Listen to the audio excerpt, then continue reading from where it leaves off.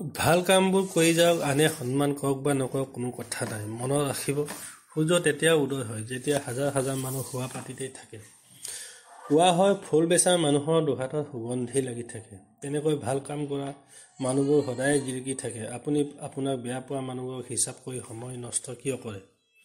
জানে এই জীৱনটো বহুত চুটি। অনৰ্থক কথাবোৰ চিন্তা কৰি সময় শেষ কৰাটোৱে আপোনাৰ মুখামিহে পৰিচয় দিয়ে। কোনোবাই আপোনাক বেয়াকৈ ক'লে তাক বেয়া পাই নাথাকিব। পাৰিলে আপোনাক বেয়াকৈ কিয় ক'লে তাৰহে পৰ্যালোচনা কৰক। আপোনাক গালি পাৰি থকা মানুহজনক যেতিয়ালৈকে আপুনি প্ৰত্যাক্ৰমণ নকৰে কথাৰে, তেতিয়ালৈকে আপোনাৰ উত্তৰবোৰ ভগৱানে দি থাকে। কোনোবাই যদি আপোনাক উপলুঙা কৰি তেওঁক খোৱা চকলেটৰ বাকলিটো দিয়ে, আপুনি হাঁহি মুখেৰে তেওঁক এটা নতুন চকলেট উপহাৰ দিয়ক।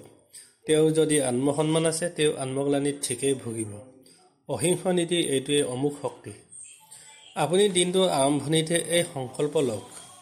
1.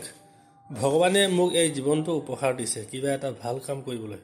মই আজি কাৰো উপকাৰ হোৱা একো কামেই নকৰোঁ। 2. মই আনৰ জীৱনৰ লগত নিজকে তুলনা কৰি দুখী নহওঁ। মই সুখী আৰু এই সুখ মই আত্মাৰ পৰা উপলব্ধি কৰিছোঁ। 3. মোৰ ভাল চিন্তা কৰা সকলো শুভাকাংক্ষীৰ প্ৰতি মই কৃতজ্ঞতা জনালোঁ আৰু বেয়া ভবা সকলকো ক্ষমা কৰি দিলোঁ। সকলোৰে ভাল হওক, ভাল হওক, ভাল হওক।